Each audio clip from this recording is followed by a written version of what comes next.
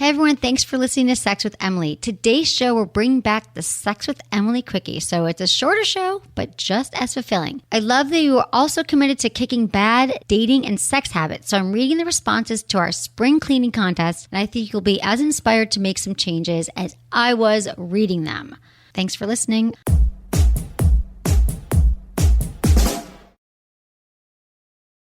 Look into his eyes. They're the eyes of a man obsessed by sex. Eyes that mock our sacred institutions. Bedroom eyes, they call them in a bygone day. Hey, Emily, you got a boyfriend? Because my man E here, he just got his heart broken. He thinks you're kind of cute. A girl's gotta have her standards. Oh, my. Do women know about shrinkage? Isn't it common knowledge? What do you mean, like laundry? It shrinks? Can we not talk about sex so much? Are you kidding me? Oh my God, I feel so good. Being bad feels pretty good. But you know, Emily's not the kind of girl you just play with. You're listening to Sex with Emily. We're talking about sex, relationships, and everything in between. For more information, go to sexwithemily.com, where you can check out everything going on there. You can easily subscribe to our podcast. We're actually doing 3 podcasts this week. Maybe we'll continue with this. Let us know what you think. I like doing more podcasts. Easily subscribe, follow us on social media. It's all at Sex with Emily across the board. Facebook, Twitter, Instagram, facebook.com/sexwithemily. I'd love to hear from you. So, okay, welcome to this week's Quickie. This is part 2 of our spring cleaning challenge. Last week we had part 1, and thank you to Magic Wand for sponsoring our spring cleaning contest. And someone, the winner who we're going to announce on this show, you're going to get a Magic Wand, rechargeable, which is awesome. Okay, here's the refresher. We asked you, my fabulous listeners, tell me what sex or dating habit you want to get rid of this year. And the winner's going to receive a Magic Wand. We're announcing the winner, and what happened was your responses blew me away. I was reading going, oh my God, this is so inspiring. And you guys are hitting these points that I'm always talking about. It was like, you guys were reading my mind, or you've been listening to the show, and you guys just, I guess if you're listening to the show, it's kind of like reading my mind. But your responses were so great. I thought that when I read them together, you're going to see that these are great responses that you guys had. It was hard to pick a winner, and let me know what you think of these. And also, I hope it inspires you to make some of the changes on your own. And part 1, you can also get, it's at sexwithemily.com or wherever you listen to podcasts. Okay, here's the first one. I cannot tell you how many times I've faked an orgasm just to spare the guy I'm with the disappointment of not being able to fully satisfy me. I've had multiple partners who thought they knew what they were doing and knew my body better than I did and knew how to get me off, when in fact, they were terrible. In 2017, I'm embracing how complicated my vagina can be and will no longer pretend to orgasm because it takes the fun out of sex and makes it more of a chore. 2017 is my year to get off and start enjoying sex again. This is from another Emily. God, Emily, I love this one because faking orgasms is such a disservice, not only to yourself, but to the person that you're with, because then they're going to walk around thinking they're the most amazing lover in the world and you're not having orgasms. And I think a lot of women can relate to, God, I'm just going to fake it because I'm tired. It's never going to happen. And what I say to you is no on Fako. If it was on the ballot, I always said I want to put that on the ballot. Just say no. Don't do it. Figure out what makes you feel good. Figure out how to have an orgasm. And then when you're with a partner, you can show them what makes you feel good. So I love this one, Emily. Okay, the next one. For me, I'm spending much more time with my face between my wife's legs. She needs more oral attention than I have been giving her. Charlie in Ohio. Charlie, you're the man. I love you. I mean, really, enough said. Yes, you should all be spending more time between your wives, girlfriends, any girl you're with, any woman you're with. Spend more time between her legs, please. More oral sex.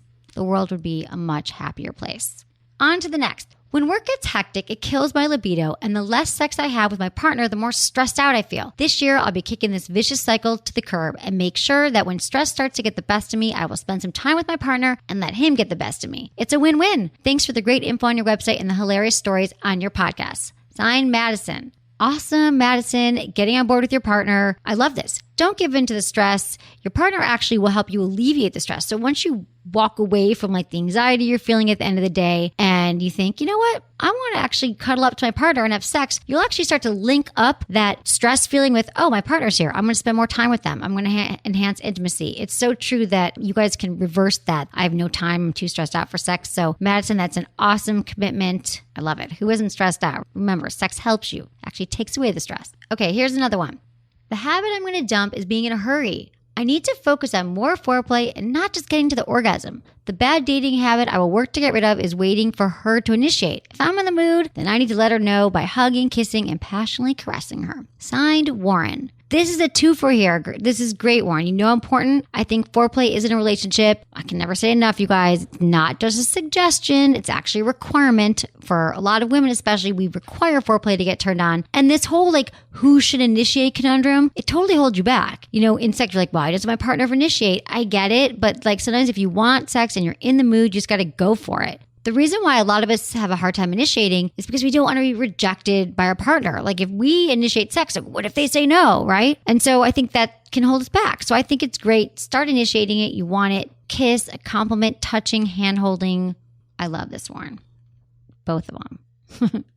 Foreplay initiation. This spring, I'm throwing out the habit of rushing sex to get it over with. I'm going to make a renewed effort to explore and find out what works for me. Thanks for everything you and your team do to make the world a sexier place. Kristen, St. Louis. I love this. I'm all about slowing down sex, you guys. Find out what feels good to you through experimenting. You can try, obviously foreplay, toys, kinky sex, through your own self-love time. God, a lot of these are about slowing down and taking time to figure out what feels good, and more time for foreplay, oral sex. This is just amazing. Yeah, you guys. Sex is something that we're thinking about all the time. It's the greatest pleasure in the world, and we're all rushing through it and stressed out about it. Can't we all just slow down and have a good time?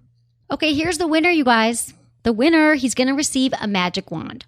I selected Daniel as our winner because he's very introspective and he dedicated himself to one of the core relationship building blocks that I always talk about, communication. And he kind of captured this, that he used the Sex with Emily-ism perfectly. Communication is a lubrication. And he also talked about lube. So here we go. After 23 years of marriage, my spring cleaning is all about communications with my wife. Like most couples, we don't talk about sex, needs, wants, or intimacy. I want to, but she won't. She had a horrible upbringing with regards to sex, and no one ever told her how great it is. So I've told her, and we are going to work on communicating our needs, wants, and desires, really getting her outside of her comfort zone to express intimacy and vulnerability. I explained to her communication is lubrication, and then we're even going to try real lubrication. It's because of you, Emily, that I found the courage to have the conversation.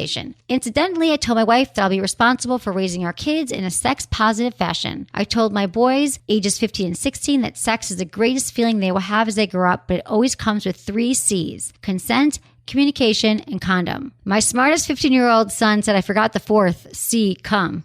Hilarious. We spend time being honest and open and answering questions about sex, relationships, and intimacy. I have to explain to them that while sex is great, there are so many things that go into it and what to look for and how to grow it. I've told them that if they encourage their partners to express their needs, they will like it and want to be with them forever. So thanks, Emily and team, Daniel. Okay, Daniel, you're a winner. I love this one, you guys. It was very textured. There's a lot going on here. And it's never too late, you guys. 23 years. And he's still inspired. He's having this conversation. So whether you're in a new relationship, whether you've been in a long-term relationship, it is never too late to start talking about sex. In fact, I say the earlier, the better. And I love that you want to raise your kids in a healthier manner because there's just not a lot of great places for kids to go today to learn about sex. And if we leave it to the schools and their friends and Snapchat or television, it's not going to be a pretty picture. Discussions about sexual health and sex are so important, especially coming from you, Daniel, and your wife. So congratulations, Daniel. We'll be in touch to get your address. And thank you to everybody. I really appreciate everybody for sending in your responses. And I'd love to hear from you. How are you doing with these commitments? It says a lot,